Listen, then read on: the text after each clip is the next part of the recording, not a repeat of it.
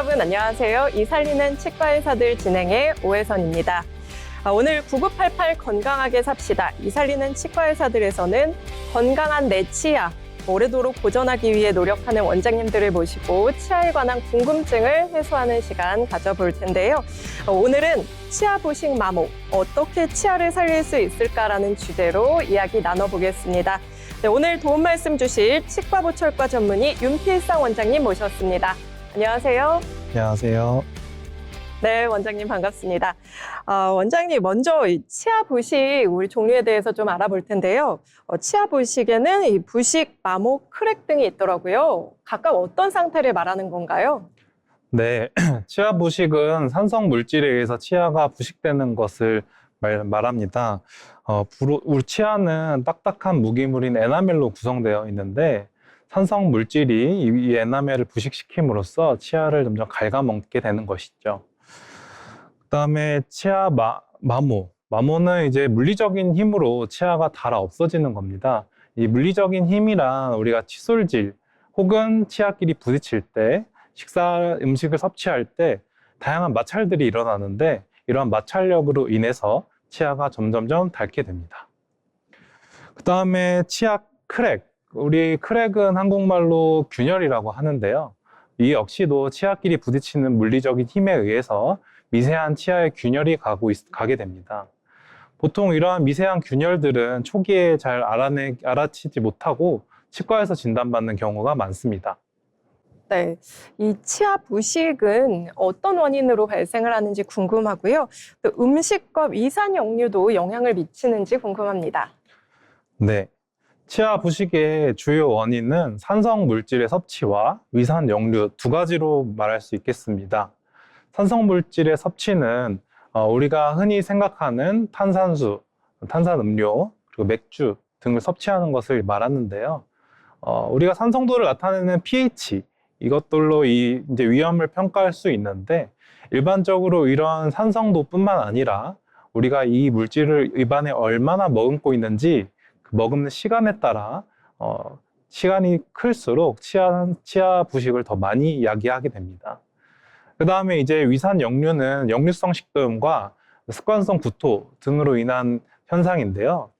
역류성 식도염은 우리가 과식을 하거나 변비가 있거나 임신 등으로 이제 배에 복압이 올라가는 경우에 이 위에 있던 위산이 위로 올라오면서 역류하게 됩니다. 이러한 역류한 위산들이 혀에 닿게 되고 이 혀가 치아를 접촉하게 되면서 치아의 앞니 쪽, 주로 앞니의 뒤쪽인데요. 그 부분이 많이 부식하게 됩니다. 이러한 현상은 우리가 이제 음주를 많이 하는 이제 과음하시는 분들 혹은 또 지나치게 많이 드시면서 과식하는 분들은 습관성 구토를 하게 되는데 이 역시도 위산을 역류시켜서 치아의 안쪽을 부식시키는 그런 이제 질환을 야기하고 있습니다. 네, 치아 부식의 원인에 대해서 말씀을 해주셨는데요. 첫 질문에서 이 치아 마모는 주로 생활 습관에서 발생한다고 말씀을 해주셨는데 주로 일상생활 속에서 생기는 대표적인 원인은 무엇인가요? 우리 치아 마모는 생활 습관형 질환으로 우리가 볼 수 있는데요. 일상적인 마모는 그냥 자연스러운 치아의 노화의 한 현상으로 볼 수 있지만 일부 칫솔질을 세게 하는 분에게 좀 더 특별하게 나타납니다. 우리가 흔히들 많이 쓰는 치약에는 플라그를 잘 제거하기 위해서 거칠은 입자의 연마제가 좀 들어갑니다. 이러한 연마제가 포함된 치약을 칫솔에 묻혀서 너무 세게 우리가 문지르게 되면 그 접촉되는 치아들이 조금씩 이제 마모가 되게 되고요. 치아 마모는 이러한 이제 생활 습관형 질환으로 볼 수 있는데요. 이를 꽉 무시는 분들의 경우 이처럼 치아에 부딪히는 힘이 저기 치아의 잇몸 근처 쪽으로 전달이 됩니다. 이런 식으로 이제 치경부 마모증이라고 하는데 씹는 힘이 치아의 목 쪽에 전달이 돼서 이렇게 치아가 마모되는 경우가 있습니다. 이런 분들은 주로 이제 잘 때 이를 간다거나 운동이나 일과 중에 집중하면서 이를 꽉 무시는 분들, 스트레스 받을 때 이를 꽉 무시는 분들에서 주로 많이 관찰이 되는데요. 이 외에도 대표적인 원인으로는 칫솔질을 너무 세게 하는 습관이 있겠습니다. 우리가 이제 목욕을 할 때 이태리 타월 같은 거친 타월로 너무 세게 때를 밀면 피부가 상할 수 있죠. 칫솔질도 마찬가지입니다. 치약 중에는 플라그를 잘 없애기 위해 거친 입자에 연마제를 포함하는 경우도 있겠는데요. 연마제가 포함된 치약으로 칫솔질을 너무 세게 하면 방금과 같이 치아의 목쪽이 패이고 마모가 되는 치경부 마모증이 생길 수 있습니다. 보통 이러한 이제 치아의 마모는 스스로 잘 인지를 못하는 경우도 많은데요. 치아의 어떤 껍질에 해당하는 부분이 아닌 노랗게 속살이 드러난 경우에 우리가 진단을 할 수 있겠습니다. 자, 그럼 이 새 질환에서 공통적으로 나타나는 시린 증상은 어떤 증상에 해당되는지 궁금하고요. 통증이 있는데도 방치할 경우에는 좀 어떤 문제로 이어질 수 있는지 답변 부탁드릴게요. 네, 이러한 손상들이 점점 심해져서 에나멜층을 지나서 상아질까지 진행이 되면 우리가 증상을 느끼게 됩니다. 우리가 이가 시리거나 씹을 때 시큰하다, 이런 통증들이 대표적인데요. 상아질 부위는 상아세관이라고 하는 미세한 관으로 내부의 신경과 연결이 되어 있습니다. 때문에 이러한 차갑거나 씹었을 때 이제 들어가는 자극들이 내부 신경으로 전달이 되는데요. 이때는 이제 환자들이 통증을 느끼고 이제 시작하고요. 점점 통증이 빈도나 강도가 점점 세집니다. 저는 2단계를 좀 치료의 골든타임이라고 말하고 싶은데요. 이 단계는 이제 간헐적으로 통증이 진행되다 보니까 환자들이 참고 지내는 경우가 있는데 점점 그 참다가 이제 손상 정도가 신경과 가까이 되면 이제 잘 때도 막 아프고 아니면 가만히 있을 때도 너무 시린 그런 이제 증상까지 이어지게 되는데 이렇게 될 경우에는 좀 더 아픈 치료를 하고 치료도 점점 더 까다로워집니다. 네, 치아는 아프기 전에 아프기 시작할 때 꼭 병원에 가서 치료를 받아보시는 걸 권장드립니다. 자, 그럼 이 치아 부식 마모는 어떻게 진행되는지, 어떻게 치료하는지 저희가 영상으로 준비했는데요. 원장님, 영상 보고 함께 설명해 주시죠. 네, 대부분 증상을 느끼는 단계, 즉 상아질까지 손상된 단계에서 처음 많이들 찾아오십니다. 이 경우엔 이처럼 떼우는 치료, 이제 레진 등으로 이제 떼우게 되는데요. 손상 부위를 레진으로 이렇게 덮어서 우리가 굳히게 되면은 이 부분들이 이제 잘 보호가 됩니다. 하지만 이제 뭐 이처럼 간단한 치료법 외에도 치아가 이제 마모되거나 다른 부분들의 그 양과 너비, 깊이가 깊을 경우에는 인레이나 크라운 같은 수복 치료를 진행하게 되는데요. 하지만 모두 이처럼 이제 이런 같은 치료로 해결되는 것은 아니고요. 치료 후에도 통증이 지속되거나 하는 경우에는 이러한 손상이 신경 근처까지 전달됐다고 판단하고 신경 치료를 시행하게 됩니다. 이제 신경 치료를 진행하게 되면 치아가 구조적으로 취약해져 있기 때문에 더불어 크라운까지 위에 씌우게 되고요. 아무래도 이러한 이제 손상 정도에 맞는 치료는 가장 어려운 경우가 이제 크랙, 치아의 금이 간 경우인데 치아의 금이 뿌리 근처까지 가 있는 경우에는 신경 치료를 하더라도 증상이 완전히 해결이 되지 않고 결국 발치까지 넘어가는 경우가 있겠습니다. 자, 그럼 이 신경 치료나 크라운까지 필요한 경우도 있나요? 네, 혹은 좀 발치까지 필요한 경우도 있는지 한번 말씀 부탁드릴게요. 네. 이제 방금 대부분 증상을 느끼는 단계, 이제 상아질까지 손상된 단계에서는 일단은 간단하게 떼우는 치료, 주로 레진 치료가 해당이 되겠는데 레진 치료를 많이 하게 됩니다. 하지만 이제 이러한 그 손상 부위가 크고 깊을 때는 이제 인레이나 크라운 같은 이제 치과의 수복 치료를 하게 됩니다.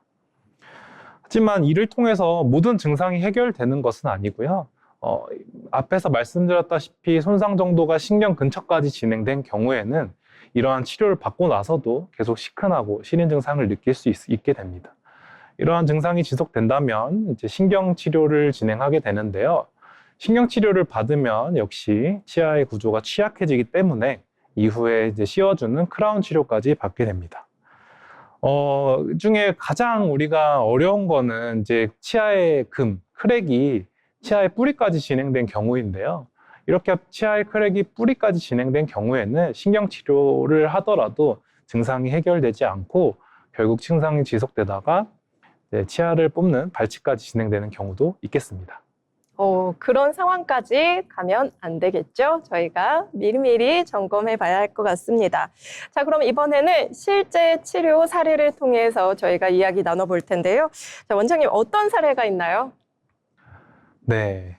이분은 이제 30대 여자분이신데요. 치아 부식이 상당히 진행돼서 오신 분입니다.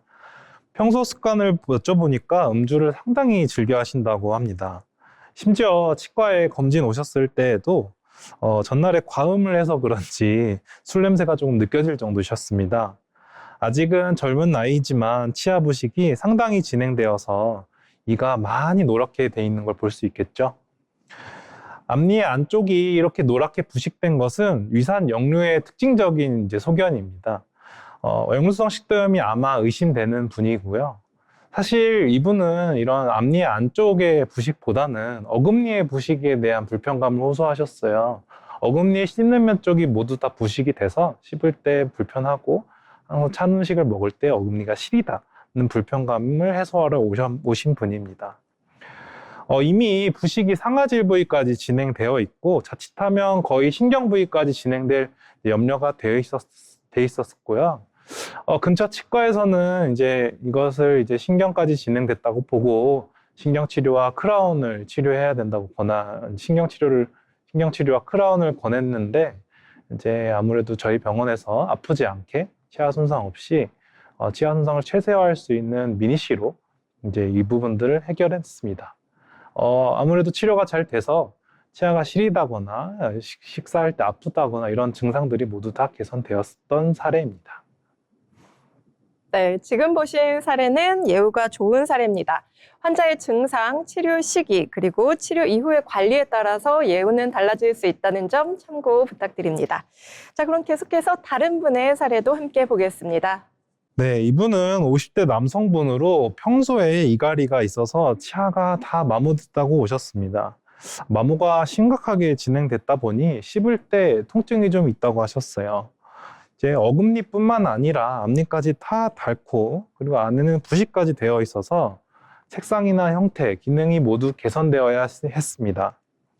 이렇게 이가 많이 갈려있는 분들은 이가 많이 닳아있다 보니까 음식을 씹을 때 더 센 힘을 주어서 씹고 계십니다. 때문에 치아에도 더 센 힘이 전달이 되고요.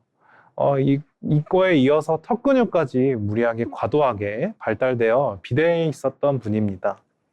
그래서 얼굴을 보시면 사각턱이 굉장히 심했는데요. 우리가 보통 사각턱에는 미용 목적으로 보톡스를 맞게 되는데 이러한 이가 다 갈려 있어서 근육이 비대해 있는 분은 보톡스를 맞을 게 아닙니다. 갈려 있는 치아를 원래 형태대로 복구해서 조금 더 씹었을 때 근육이 덜 작용할 수 있도록 치아의 근본적인 치료를 해줘야 되는데요.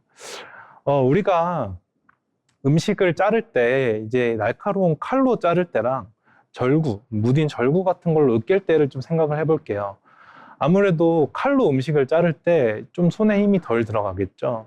마찬가지로 치아가 저렇게 다 마모가 돼 있는 분들은 실제로 턱이 너무 과대하게 비대해 있고 이런 부분들을 치아 형태를 복구해서 편안하게 씹을 수 있게 해드린다면 근본적인 부분들이 해결이 돼서 저는 이걸 천연 보톡스 효과라고 말씀드리는데요. 이렇게 치아를 복구 치료를 하게 되면 아프지 않고 예쁘면서 건강하게 만들어 나갈 수 있겠습니다. 네, 잘 봤습니다.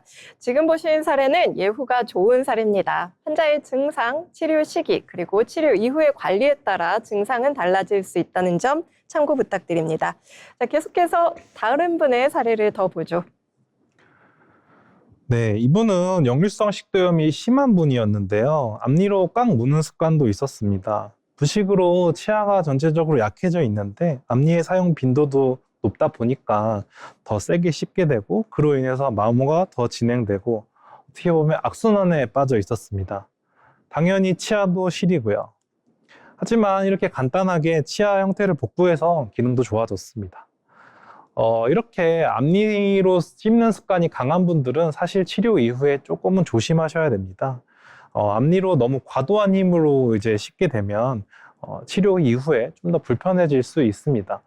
앞니의 형태 변화에 맞게 우리의 생활 습관도 맞춰서 변화해 줘야 합니다.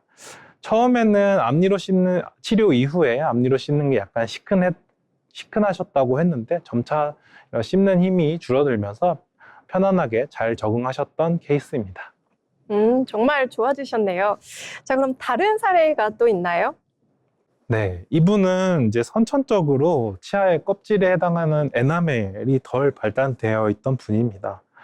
아무래도 껍질 부위가 약하다 보니까 일반적인 자극에도 치아가 더 많이 부식되고 마모도 일어나고, 그리고 또 이렇게 이런 부식과 마모로 인해서 잘 씹지 않다 보니까 이분은 턱관절 질환까지 생기셨어요. 앞니, 어금니 모두 미니C로 이제 해결했고, 다시 태어난 기분으로 생활하고 계십니다. 그동안 늘 심각하게 있었던 턱관절 증상까지 좀 개선이 있었던 케이스입니다. 아무래도 치과 의사로서 이런 분들을 치료해 드릴 때 가장 큰 보람을 느끼고 있습니다. 하지만 그래도 치료가 잘 되었지만 턱관절 증상이나 질환이 100% 해결되지는 않았는데요. 이후에도 꾸준한 턱관절 관리와 치료를 받고 계십니다. 이렇게 에나멜이 선천적으로 덜 발달되고 치아 부식과 마모가 상당히 진행되는 분들은 이렇게 턱관절 질환까지 만성적으로 진행될 수 있기 때문에 치료 시기를 너무 늦지 않게 좀 치과에 오셔서 너무 늦지 않은 시기에 치료를 받아서 더 큰 질환이 걸리지 않도록 우리가 신경 써줘야 되겠습니다. 네, 치료 시기를 꼭 놓치지 마시고요. 치과에 가셔서 점검 받아보시기 바랍니다. 자, 그렇다면 원장님, 이 조기 진단만으로 간단한 치료만으로 끝난 인상적인 사례가 있는지 궁금한데요. 있다면 소개 부탁드릴게요. 네. 이분은 이제 오른쪽 작은 어금니가 가끔씩 시리다고 이제 하셔서 치과에 오신 분입니다. 사실은 이분은 저의 이제 가족분이십니다. 네. 가족분이다 보니까 제가 조금 더 신경 써서 봐드릴 수 있었는데요.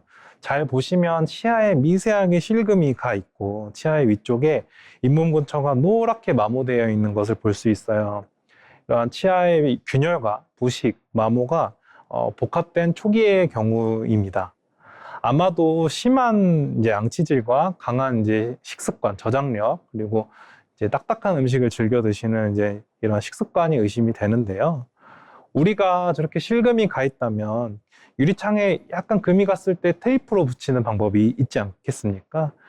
이렇게 얇게 이렇게 미니C로 치아에 이렇게 붙이게 되면 추가적으로 금이 가거나 치아가 손상 가는 것들을 초반에 이렇게 막아줄 수 있겠습니다. 네.